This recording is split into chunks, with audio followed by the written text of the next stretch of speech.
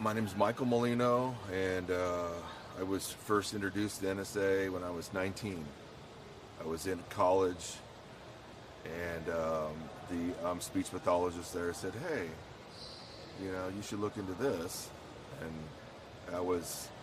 I think then the NSA had only been around about 10 years, maybe a little bit, maybe 11 or 12, but yeah. But I didn't go. So I had the number, and everything hey, there was a guy right there in San Jose to call, and I was afraid. I was like, because I didn't know what it was. So I didn't go, and then I eventually joined the Navy and kind of left it behind for a while. Yet I would still get the newsletters every month. I would still read them. I really want to go. I really want to see what this is like. It wasn't until probably 12 years later I finally went to my first one up in Seattle. And my daughter then was like 3. And so I went. Well, I sat in the lobby for about 2 hours. And I eventually walked out because the fear overwhelmed me of like, oh my God, I'm going to speak to all these people I don't know. So, and then I joined their group like a month later, and I've been coming ever since. So, I've been an active member ever since. I didn't attend the next conference until 6 years later or 8 years later because of the Navy, though, because I was gone a lot. So, but yeah, I mean, it's been evolved ever since though.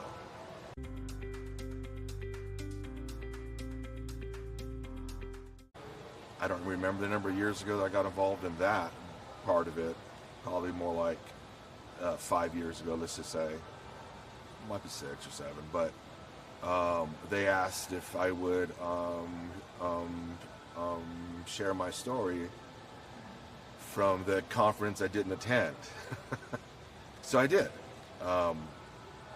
And it was overwhelming and empowering for people in the audience because they've also felt that same thing. And so I've been involved ever since then. And the idea of the First Timers committee is to connect first before they attend, so we don't have a deal like I did back in 1999 or 1998, where they show up and they leave. And then a couple years ago I had introduced, hey, why don't we do some Zoom calls first? And so we could see faces. And that's worked well. So we had, this year we had 3 Zoom calls. The one in May and 2 in June. Just to make sure, hey, you guys are engaged, you guys are well, you're going to be fine. Yeah, I'm going to see you, blah, blah, blah, blah. So I think that's helped a lot, because if there was none of that and they just did the workshop, people wouldn't know. Like even 2 years ago, there was a lady that I know. She was overwhelmed with emotion, and she was there the first night, and then she left, just because she wasn't sure. What I usually say is they're not ready for it yet, and they'll be back eventually, but they're just not ready, and because it is a lot of emotion.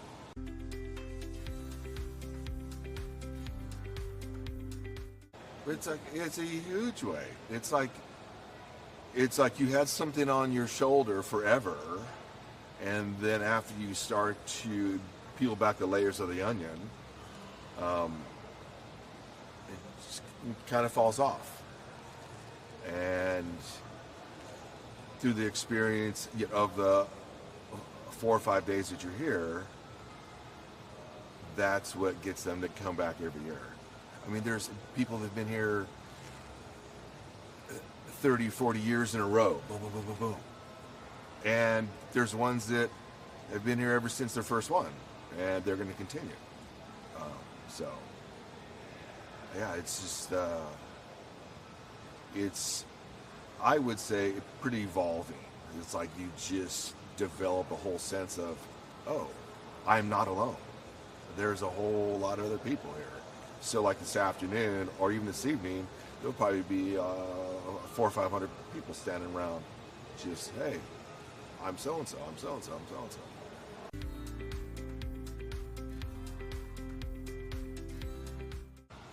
A lot of confidence, and I don't mean that in a speaking sense, just about themselves in general. They're going to be a lot more engaged. The next year, they may think about putting a workshop on, and they often do. If they didn't do the open mic the first year here, they were here, which a lot of them don't, they'll do it, like the following year or the year after, and that's getting up in front of, like an audience, and tell them a little bit about your story, or just getting up there and just, and telling everyone like what your name is, because that's so difficult sometimes for people.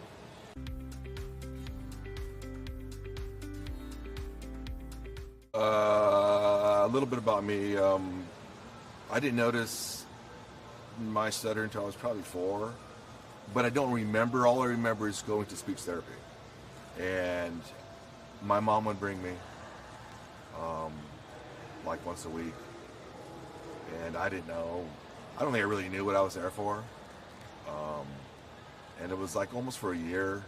There's really no change. Then I started in kindergarten, and then kind of didn't do anything until the 3rd grade. That was when the eye opened, like, whoa, I'm not the same as everyone else. So in the 3rd grade, that was when they separated. Okay, this half the class is going to go to math lab, and the other half is going to read. I went to the reading circle. I'm the only one that read the way I read, and that's when I noticed I was not the same. It was a huge, well, for one, it was a huge embarrassment, and it was pretty difficult to read. I mean, especially with an audience right there, right? So then I was in speech ever since until the 7th grade is when I told my mom, I'm done. I don't want to go anymore. And she's like, okay. So I stopped. Fast forward to when I was 19 in college, then I was seeing the speech therapist there, at the school, and she introduced me to the NSA. Then I went to an intensive program when I was 20 for 3 weeks, and then joined the Navy shortly after. And I was in the Navy for 24 years, retired like 13 years ago. Went back to school because I didn't want to, I was like, well, I have all this Navy money to go to school, might as well use it. And I became a speech therapist. It's kind of where I am now.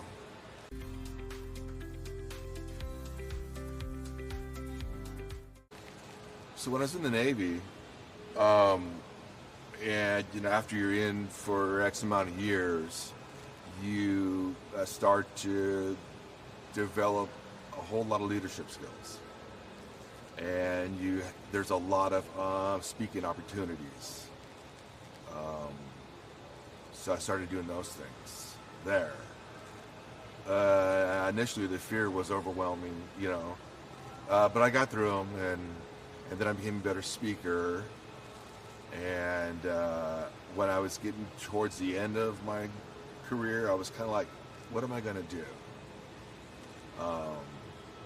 So I retired without a plan still, kind of like, I'm not doing anything for 6 months because I'd been in for so long. I just, wanted a break.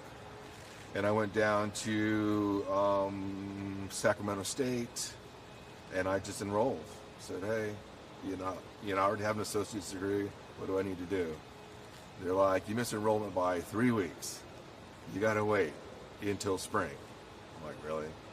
I'm sitting on my butt, like just at home. I missed the opportunity, but I wanted to become a speech pathologist because when I was in school getting speech therapy services, it wasn't great, and I wanted to make a difference. And then while I was in school, I really enjoyed the medical side of it, and I thought that's what I wanted to do. Specifically, it'd be at the VA, because I was in the Navy for all those years. But I did an internship there, and all the patients are old. And they're there because of age. And with age, they don't last long. And that was kind of depressing for me. I was like, you know what? I don't think I can do this here. So then I turned to a private practice, and then I started working there. And then I eventually work in school systems now because I enjoy that, because of the kids and the parents, and just teaching them a different way to do stuff too. And it's just not about fluency disorders. It's for everything. And I think I make a difference.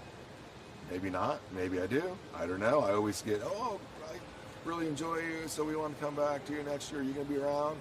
I'm like, I'm going to be here, yeah. And it was just an idea I wanted to do. I wanted to do something a little different than what was already being done in schools, because I don't think a whole lot's being done. Because honestly, they only have a few minutes in the school.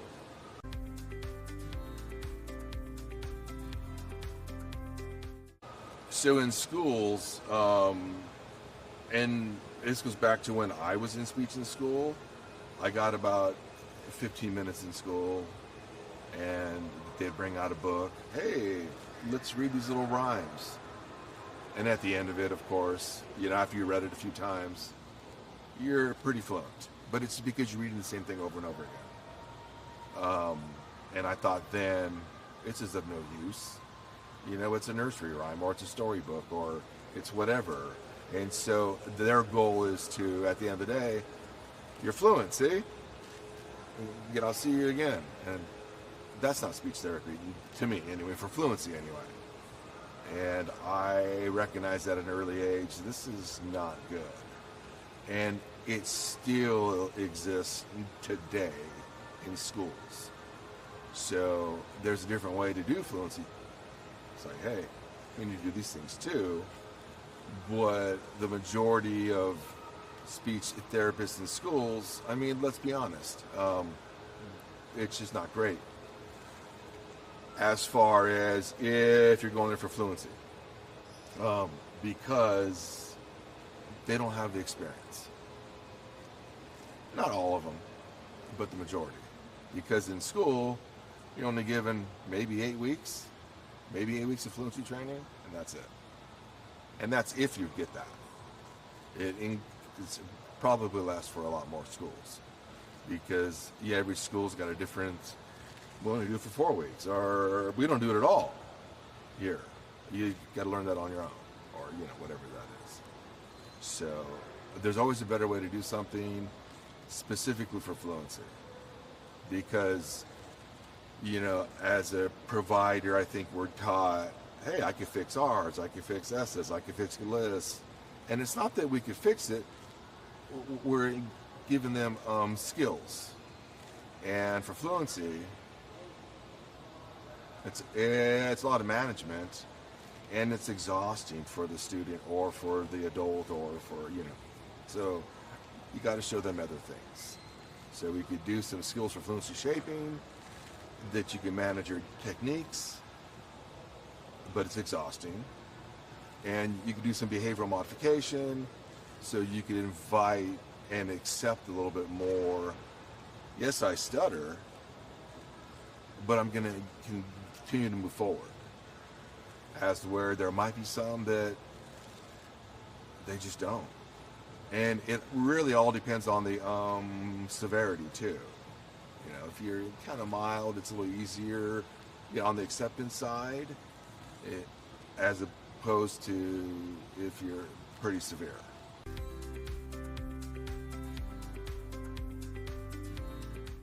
As far as the acceptance side, I like to think I accept it, but honestly, it's like a pendulum. You could be on both sides of the fence, or you could be on the fence, and there's moments where I accept it all, I have no shame, no guilt, I have, it's all good, and then you have these moments of, ugh, that was a good stutter, when, it's like, ugh, that was pretty severe, just like right there. It was kind of like, so you could go back and forth. I go back and forth. I always say you can never be 100% because of that, because you're going to go back and forth, and that could be on the day, that could be, maybe once a month you may go back and forth, or it could be every hour you go back and forth. It all depends on the individual. For me, I will never say I accept myself 100%, because you can always do work. And it could be on skills, or it could be internally, the way that you see your stutter too. So like, for example, when I do interviews and stuff, I don't watch them back, because I don't want to see myself stutter. And I've spoken in front of large groups, and I just don't listen. I just don't. And that's part of my acceptance, that I don't accept that yet. So I'm not there yet. I mean, I spoke in front of 10,000 people at graduation. And I remember some moments where I was like, yeah, I'm not going to watch this back. Because it's because it's embarrassing still. And so I think for me, my acceptance is I'm just 90%, let's say. But you always have that little bit that you're never really sure about. And will I get there? Yeah, I'll get there one day. But I like to say I'll get there one day when I die, because I don't have nothing to worry about at that point, right? So, because every time I hear someone say, oh, I'm 100% accepting, what I do and what I am and who I am. Really? Okay.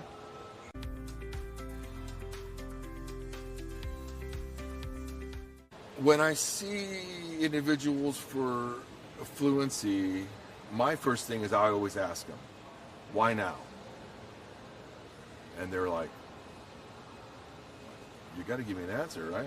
You kind of, and they're like, because I want to be fluent, or because my mom and dad are bringing me, or because I want to speak better. Okay. Do you think, and then so I ask them then, do you think you could be 100% fluent? And their response usually is, yes. Okay. So what are we doing? And, well, I want to work on, some skills, or I want to learn skills to do this. Okay. So then we start. So, and then I always tell them, at some point, when you feel comfortable, we're going to work on some behavioral modification. And we got to work on the awareness. We got to work on your acceptance of this, because it doesn't go away. It's going to get easier, but it doesn't necessarily go away. And then, so the majority of it is that once I start working on the behavioral side, because that you have the fluency shaping side and you have the behavioral modification side. If you just do one or the other, outcome's not as great as if you do them both at the same time. Or so we start working on some behavioral stuff. Maybe it's a video of another person stuttering, and then so they see it. They're like, usually they're shocked, like, that's the way I look. Well, maybe not exactly, but yeah. And then so we'll do some other stuff, and then we start to, peel back the layers of the onion to get down to the root of it. Yeah, it's embarrassing. Yes, it's going to be shameful. Yes, it could be this. Yes, it could be that. But, work on techniques, work on the way you feel about it.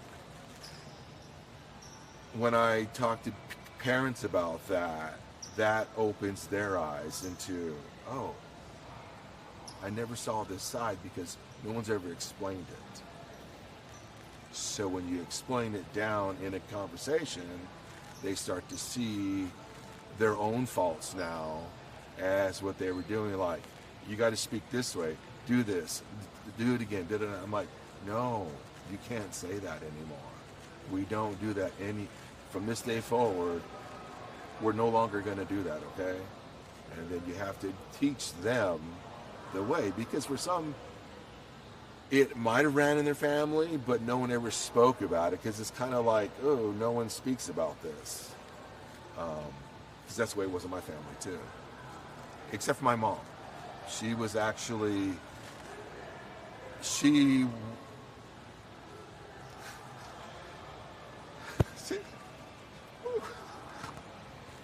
just like you said, it was going to be this way. She was my rock. And she still is. And it can be really emotional sometimes. And so after my journey of becoming a speech pathologist, I finally sat down with my mom and my wife.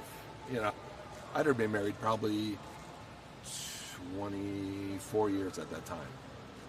And we watched the movie. It was a documentary called When I Stutter. And it probably took us 3 or 4 hours to get through a document. It's like maybe 90 minutes long. And it was because we paused a lot, and they were asking me, is this what it's like? And that was probably the first time that I ever brought it up. And, I'm a grown man at that time. But, so that's why I say, we could say we accept it, we could say we do these things, and then you have these moments, just like right now, that are real. And they're overwhelming sometimes. But in going back to the parents, it's the same response. They start to break down right in front of you. Like, I never knew I was doing this wrong, or I never knew I wasn't bringing it up. I said, talk about it. It's a huge component. You need to speak more about it, because if not, it's just the elephant in the room. Like, it's there. We could all see it, but no one speaks about it. And I think through discussions like that, that's where everyone starts to become a better person.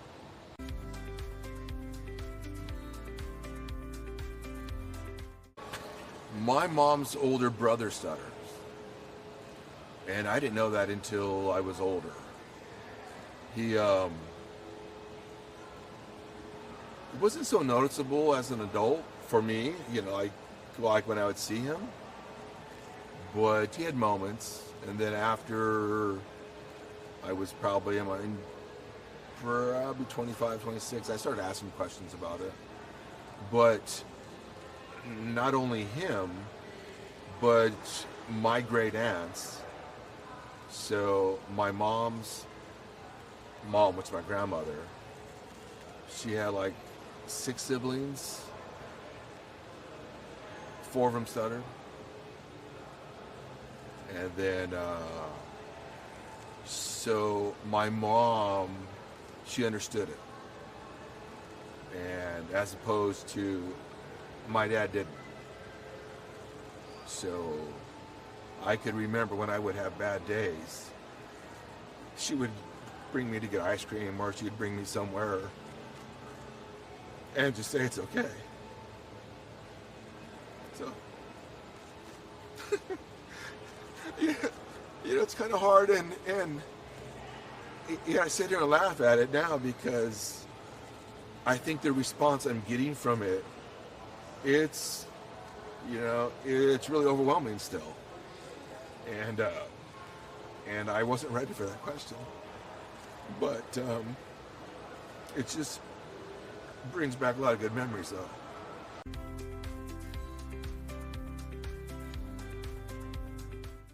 There was one moment I remember. It was a really bad day at school. Someone was probably making fun of me or something. I don't remember exactly why. We went to a park, and at this park there was a little, like a store.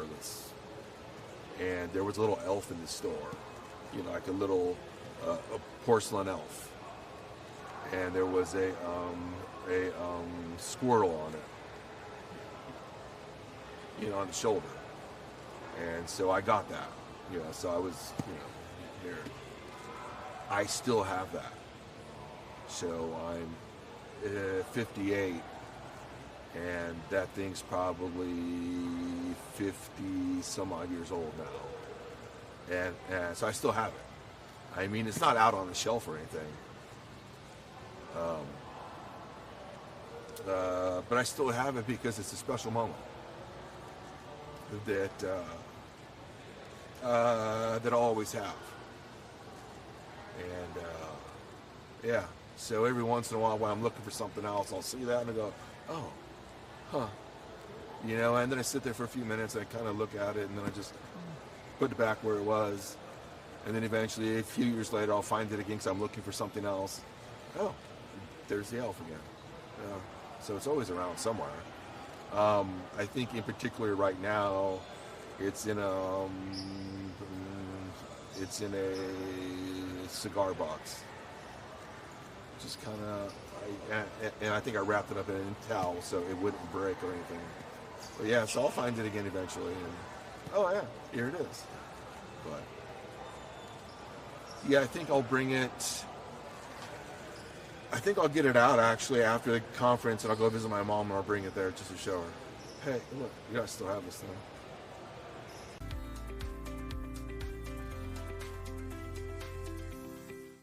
The leadership skills, I always like to say,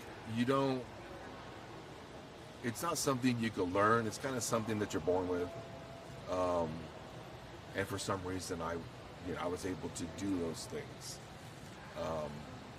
So when I get up in front of a group and speak, or I lead a group, or I do something, it's a challenge for myself personally because of my stutter.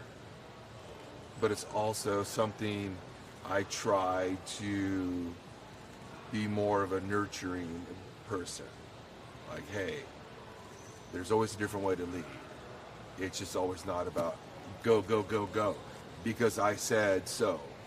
But you have to explain that. As parents, if we just only told our kids, I want you to do it this way, but you don't explain it, or you don't let them attempt and fail, because when we fail, that's how we learn. So as a leader, when I was in the Navy, it's like, hey, we need to do these things. And then they were like, hey, what about this way? Okay, we have a lot of time. It's not due until like a week from now. I'll give you 2 days to do it your way. And then if it works, great. Sometimes it didn't work. It's okay. So now I'm going to explain to you why it didn't work. Because that's how they've learned, right? So now they're learning something new, and now they know, oh, I tried it this way and it didn't work, so I'm not going to do that again. I always try to be that person that is not do it my way. Let's find a way that's going to work best. So, like when I do these, I'm a chapter leader. It's not about what I want to do for that day or those 2 hours once a month. It's about the group. What do you guys want to do? What do we want to talk about? Because if it was only about me, then it's only about me, and it's about no one else. And that's not fair as a leader. So I'm going to do 2 workshops here this week, and it's going to be fun. But I never make them about myself, except for the one about when I was asked, to do one with a student that I once had. That's kind of about us in a way, but in a way it's kind of not. It's about a way to do something differently as well. But that may be the one that's kind of more about me, but not really.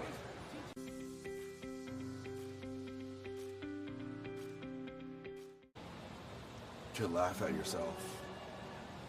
I mean, I always say, if you can't laugh at yourself, then why bother? So I play virtual golf with some friends that I've known since like the 8th grade. We do it every Thursday. We get on with a headset and we just, and I said, hey, I'm not going to be here this week because I'm going to the annual conference and I'm going to be with my people. I do it every year. Hey guys, I can't, blah, blah, blah, blah. And, it's the same group of friends that I've had for 50 or 45 years. And we often make fun of each other. And I'm okay with that because of these guys that I've known forever. And then so I got a text back was, oh, okay. And then so I got the one guy says, have a safe flight. And I'm like, you got to be stupid. And he's like, yeah, a little bit. But that's just the way we are together. Now, I don't expect anyone else to do that stuff. I'm okay with that joke because I've known these guys forever. But, yeah, I would say to laugh. It's okay to laugh at yourself sometimes. And that makes it a little more easy for me anyway. That's okay, yeah. So it was a good stutter. Okay, I'm going to be okay. For others, I would say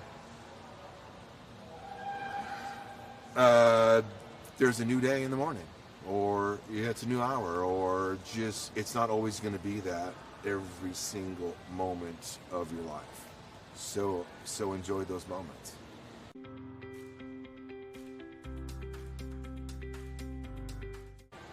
I do a lot of military advocating or advice for Tammy and for others. They always ask, hey, I want to get in the military, I'm having a difficult time. So I write a lot of recommendations. I give them a little, here we go. I send it off so they could get in for one. But typically what we'll do, or what I do, is I'll have a few Zoom calls with them just to get them prepared for those interviews when they join. I would say anyone could fall in the military and they could go on. I think there's going to be a few that are here today or over the next couple days.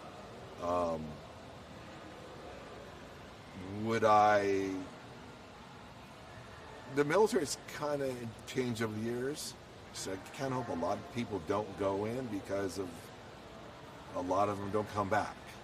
And that's my big thing nowadays. But pursuing a career of being in the military, and then afterwards possibly become a speech therapist, I say go for it. Why not?